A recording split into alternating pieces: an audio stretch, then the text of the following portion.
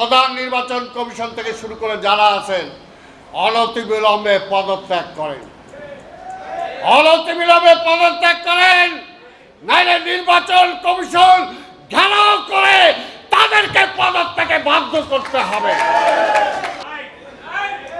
রাজাকারদের তোয়াজ করেই না চেয়ারে বসাইতে হবে। এখনো কেন আইজির বিরুদ্ধে মামলা হয় না? যে আইজি ছিল তার বিরুদ্ধে এখনো কেন মামলা হয় নাই? পুলিশ কমিশনারের বিরুদ্ধে মামলা হয় নাই কেন? হারুনের বিরুদ্ধে কেন মামলা হয় নাই? রাষ্ট্র মামলা করতে হবে।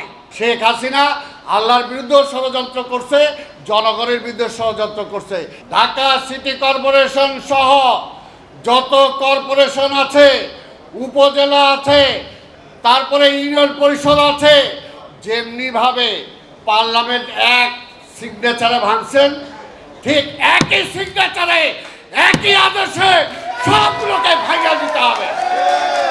কোনো নির্বাচন কোথাও হয় নাই, পার্লামেন্টে যদি নির্বাচন না হয়ে থাকে ওগুলো নির্বাচন হয় নাই, সেগুলো ভাঙতে হবে, এক এক অর্ডারে ভাঙতে হবে। আবার আরেকটা কথাও পাশাপাশি বলি, এই আওয়ামী লীগ শুধুমাত্র তারা নিজেরা টিকে থাকতে পারতো না যদি প্রশাসন তাদেরকে সেইভাবে দালালি না করতো যারা সেই পর্যায়ে ছিল। কাজে যে এসডিও, যে ইএনও, যে ডিসি সেই সময় আওয়ামী লীগের পক্ষে আমাদেরকে লাঠিপেটা করেছে, আমাদেরকে মামলা দিয়েছে, আমাদেরকে জেলে নিয়েছে, নির্বাচন করতে দেয় নাই। সেই সমস্ত ডিসি ইউএনওকে কোনোভাবে কোথাও প্রশাসক বানানো যাবে না।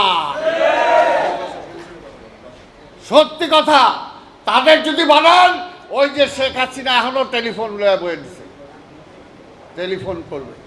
আর এখনো আমি বুঝি না ওই নির্বাচন কমিশন ওই দালালগুলো কিভাবে এখনো আছে।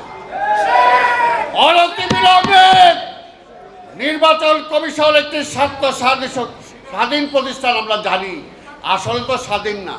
তাই প্রধান নির্বাচন কমিশন থেকে শুরু করে যারা আছেন অনতিবিলম্বে পদত্যাগ করেন, অনতিবিলম্বে পদত্যাগ করেন, নাইলে নির্বাচন কমিশন ঘেরাও করে তাদেরকে পদত্যাগে বাধ্য করতে হবে।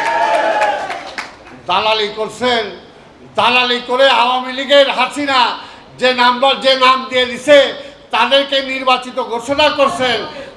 এখন আবার বলবেন আপনারা পারেন নাই। তাহলে ওই সময় তো বলছিলাম চাকরি ছেড়ে দেন, ছাড়েন নাই কেন? আওয়ামী লীগের ব্লাড ছাড়া কাউকে চাকরি দেয় নাই। কাজে এখনো পুলিশে যারা জয়েন করে নাই, আজকের মধ্যে তাদের চাকরি বাতিল করে এই ছাত্রছাত্রীদেরকে নতুন চাকরি দেন, নতুন চাকরি দেন। কিসের তোয়াজ করতে হবে? 90 রাজাকার, এরাই হলো 90 রাজাকার। রাজাকারদের তোয়াজ করেই না চেয়ারে বসাইতে হবে। এখনো কেন আইজির বিরুদ্ধে মামলা হয় না? যে আইজি ছিল তার বিরুদ্ধে এখনো কেন মামলা হয় নাই? পুলিশ কমিশনারের বিরুদ্ধে মামলা হয় নাই কেন? হারুনের বিরুদ্ধে কেন মামলা হয় নাই? রাষ্ট্র মামলা করতে হবে। রাষ্ট্রের শক্তি অপচয় করে, ক্ষমতা অপচয় করে তারা জনগণের উপর গণহত্যা চালাইছে। 50 বছরের ওয়ারেন্টি আর বাহারি ডিজাইনের মুস্তফা ইউপিভিসি ডোর, কাটিয়ে দিন নিশ্চিন্তে 50 বছর। Mustafa uPVC door, excellence with durability. যে পর্যন্ত শেখ হাসিনাকে ভারত থেকে এনে বিচারের আওতায় না আনা হবে সেই পর্যন্ত আন্দোলন চলবে